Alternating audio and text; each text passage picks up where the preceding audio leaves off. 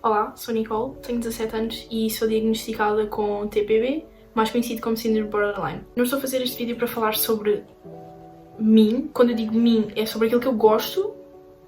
Estou aqui para falar de mim, sobre o meu problema e sobre talvez o teu problema. Basicamente, resumidamente, eu sou um furacão. It's fucking me. Mas basicamente vou falar um pouco do meu caminho no que toca ao síndrome, mas vamos começar do início. Fui ao psicólogo pela primeira vez quando tinha 4 anos, aproximadamente, devido a birras inexplicáveis de uma criança com 4 anos, que faz sempre birras. Mas as minhas eram um bocadinho fora do comum, não faziam muito sentido, eram sem explicação e bastante intensas. Com o tempo, os meus pais começaram a perceber que nada me deixava satisfeita, nada me concretizava, ao ponto de uma criança daquela idade chegar e dizer: mãe, eu não sei porque é que eu me sinto assim, eu não sei porque é que eu estou tão feliz, eu não sei porque é que eu estou tão triste, eu não sei porque é que eu estou tão zangada. Tudo era confuso para mim, tudo. As dúvidas em relação às mudanças de humor também nunca desapareceram com a idade e nunca se foram embora. As questões mantiveram-se sempre aqui e era tudo bastante confuso e era um grande ponto de interrogação para uma criança ou para uma pré-adolescente. 9 anos de idade, quase no fim do meu 4º ano, ou seja, no fim da minha primária, quando toda a gente quer ir para o verão, eu parto a perna direita. Não tive verão e passei o meu verão todo na cama. Durante 6 meses não podia quase levantar-me, ou pelo menos metade desses 6 meses eu quase não podia levantar e não podia mexer grande coisa, pois não podia usar uma perna. Esse incidente veio a mostrar-se cada vez mais e com a idade e com o tempo a ansiedade extrema que eu tinha e comecei a demonstrá-la de uma forma um bocadinho excessiva e um bocadinho assustadora. Podem parecer pequenas coisas e coisas muito simples, mas quando eu me coçava eu fazia feridas na pele em todo lado, eu abria feridas grandes, ou seja, eu magoava-me devido à ansiedade. Aos 10 anos de idade começo a ir ao psicólogo mais frequentemente e apesar de não aceitar estar lá porque eu era muito nova e para mim aquilo não fazia sentido, a minha psicóloga sempre disse aos meus pais que eu não tinha algo banal ou descartável, mas sim tinha algo muito maior, muito mais complexo e mental. Comecei a crescer e quando entrei para o 5º ano, a minha psicóloga transferiu-me para o psicólogo no qual sou seguida até hoje. No qual já disse, tenho 17 anos, tinha 10. Sou seguida até hoje no mesmo psicólogo, já mudei de psicólogo muitas vezes, mas todos esses processos deram-me pontos de vista diferentes da maneira como eu me sinto, a maneira como eu vejo as coisas e a maneira como eu aprendo a lidar com elas. Entro para o 5º ano e as coisas logo aí não começam bem. Toda a gente quer entrar para a escola dos mais velhos e ter uma boa experiência. A minha foi um bocadinho indesejável, no que toca a alguns pontos. Pessoas que eu conhecia desde sempre, não vou referir, pessoas que eu conhecia desde sempre fizeram-me passar por coisas que eu não desejava ter passado e fizeram-me passar por castigos e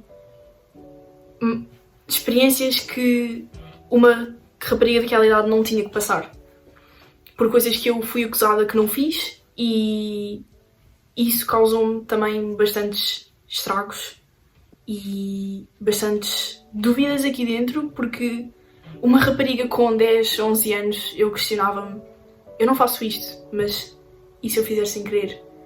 E se eu fiz e já não fiz? E era tudo muito confuso. Tudo isso me fez continuar a ser acompanhada no psicólogo e continuar com bastantes dúvidas em relação aos meus problemas.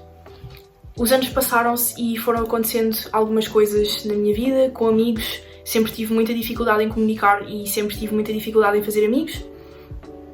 Não me perguntem porquê, mas basicamente os meus amigos são quase todos homens. Sempre tive muita facilidade em comunicar com eles, mesmo da pouca que eu tenho, sempre foi muito mais fácil comunicar com homens do que com mulheres e sempre me dei muito melhor, eles sempre me entenderam muito melhor e agradeço aos meus amigos, todos. Estão comigo até hoje, muitos deles desde os meus 10 anos de idade e eles sabem quem são, portanto agradeço imenso o processo todo. A bomba explode quando eu entro para o meu 7º ano, primeiro, no qual eu chumbei. Eu entro para o meu primeiro 7º ano com uma turma bastante problemática em termos de comportamentos e com algumas influências bastante más. Devido aos meus problemas sempre fui uma pessoa, hoje em dia sou menos, mas desde muito nova sempre fui uma pessoa bastante influenciável. Sempre fui uma pessoa que para me encaixar para com os outros achava que tinha que ser uma coisa que eu não era para agradar quem estava à minha volta. Hoje em dia eu percebo que a única pessoa que tem que ser agradada sou eu e não os outros. Eu uso o que eu quiser, eu faço o que quiser e como quiser, desde que esteja a respeitar os outros e não esteja a faltar o respeito a ninguém, nem a incomodar ninguém. Começou a ser uma coisa excessiva, eu não conseguir controlar quando me chateio, quando quero chorar e entre outros sentimentos. Não conseguia controlar de todo, explodia muito facilmente com coisas mínimas e acabava por magoar os outros à minha volta. Sucederam-se alguns pensamentos muito maus nesse mesmo ano. Eu só dormia nas aulas, passava o tempo todo a dormir, passava o tempo todo a chorar, passava o tempo todo na casa de banho. Eu não estava mesmo de todo bem e as pessoas começaram a perceber-se. As poucas pessoas que se importavam comigo começaram a perceber-se. Eu comecei a ter pensamentos suicidas e comecei a magoar-me a mim mesma fisicamente. De propósito, por não me sentir bem comigo mesma. Com tudo isso, eu chumbei o ano e conheci uma turma nova no qual me ajudou bastante a ultrapassar algumas coisas. Conheci muitas pessoas novas, apesar de serem mais novas que eu. Ajudaram-me bastante na escola e graças também a essa turma hoje tenho o meu melhor amigo, que é tudo para mim. Ou seja, também me trouxe coisas boas e tudo faz parte de uma aprendizagem e tudo nos faz crescer. Os anos passaram-se e eu arranjei forma de ser uma alta do psicólogo, porque na minha cabeça eu não precisava mais daquilo. Eu estava bem na altura, então não tinha essa necessidade. Quando fui para o 9º ano, já estava mais velha e comecei a não conseguir ignorar a ansiedade principalmente, e a ansiedade trouxe-me outras advertentes que me fizeram ter outros problemas. Não conseguia apresentar trabalhos na escola, não conseguia falar. Não conseguia fazer amigos, chorava por qualquer coisa e qualquer coisa me deixava ansiosa. Deixei de dormir, deixei de comer, deixei de ter vida completamente. Eu não conseguia ingerir nada, eu não conseguia fazer nada. Eu tinha um teste, eu chorava, eu não dormia, então, como é óbvio, eu não ia em condições para os testes. Saí do psicólogo, tive alta e, entretanto, fiz o 9º ano da escolaridade. No ano a seguir, depois do verão, decidi ir para um curso profissional em Lisboa, que era uma coisa completamente fora da zona de conforto, porque eu decidi, eu tenho que sair daqui, eu tenho que fazer amigos novos, eu tenho que conhecer coisas novas, eu preciso de me libertar e de sentir alguma coisa diferente. Assim foi. Entrei na escola EPAD, na Escola Profissional de Artes, Tecnologias e Desporto. Estou a tirar o curso de fotografia, que é uma coisa que eu gosto bastante e me ajuda bastante a expressar os meus problemas. Acabei o 9º ano e quando acabei o 9º ano, no final do 9º ano, eu pedi à minha mãe ajuda e disse à minha mãe que queria voltar a fazer o pedido ao psicólogo para voltar, porque precisava de falar e precisava de ajuda. O psicólogo demorou bastante tempo a aceitar o caso e quando aceitaram o caso eu já me sentia melhor no que toca à comida, no que toca a essas coisas, mas sentia-me muito mal da ansiedade na mesma e não sabia lidar com ela. Entro no psicólogo novamente e com algumas conversas e com muito resumo, sou medicada com sertralina e risperidona, uma para a depressão e uma para a ansiedade e para me ajudar a dormir e a comer. Com essa medicação tem os seus prós e tem os seus contras. Sim, ajudou-me bastante, mas um contra para mim, enquanto pessoa, é a minha opinião, engordou-me bastante. A risperidona, neste caso, engordou-me bastante e isso trouxe-me outros problemas psicológicos porque eu não gostava de mim mesma e tinha muita dificuldade em aceitar como eu estava na altura. As consultas sucederam-se até hoje, até mais ou menos uma semana e meia atrás. Eu deixei de tomar a medicação e tive um grande avanço na minha saúde mental. Tive um grande avanço, já não tinha tanta ansiedade, já estava a aprender a controlá-la, ainda hoje estou.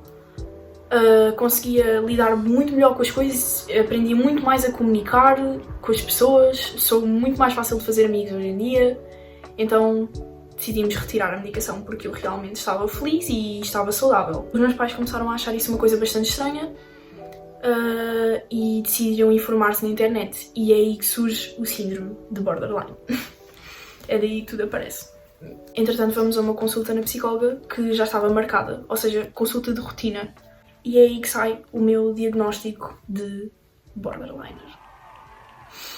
Portanto, sim pessoal, eu sou uma borderliner, tenho este síndrome e não tenho nenhum problema em tê-lo. Ele nunca vai desaparecer, faz parte de mim enquanto pessoa, mas pode aprender a controlar-se com algumas coisas, depende. Pode ser controlada com medicação, dependente do grau da doença, ou com psicoterapia e até com psicólogos. Depende como é que a pessoa esteja. No meu caso vai ser com psicoterapia, é ali o intermédio. É um experimento. Depois de tudo isto e depois desta história toda, ser diagnosticada para mim foi um alívio. Na altura fiquei muito frustrada porque chegarem ao pé de uma pessoa e dizer tens isto, é um grande choque para ti na altura. Mas aliviou-me de muita coisa e fez-me entender muita coisa que se calhar não tinha explicação, hoje tem. Hoje tem uma explicação. Hoje eu olho e digo, eu tenho isto e é por isto que eu reajo assim. O síndrome borderline é também conhecido como um transtorno de personalidade. Os sintomas mais comuns de um borderliner é medo do abandono, tanto dos amigos, um namorado ou uma namorada, familiares, seja o que for. Comportamentos impulsivos, como gastar demasiado dinheiro, comer demasiado, raiva em demasia, ou mudanças de humor muito repentinas e sem explicação.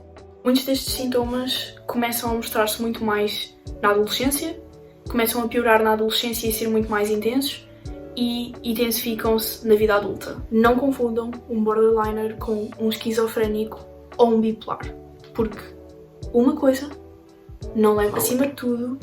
Nunca metam na cabeça que são um borderliner sem confrontarem um psicólogo ou sem pedirem uma segunda opinião ou até mesmo com o vosso psicólogo sem falarem sobre isso. Aviso que ser um borderliner não é desculpa para tratar mal seja quem for e não é desculpa para não ter uma vida normal, porque ser borderliner não te impede de seres uma adolescente ou um adolescente normal que tem defeitos, qualidades e comete erros, como qualquer um. Eu pessoalmente, ao lidar com o meu síndrome, quando tenho crises, sabe-me bastante bem ouvir música para pensar e para ter o meu momento sozinha, comigo mesma.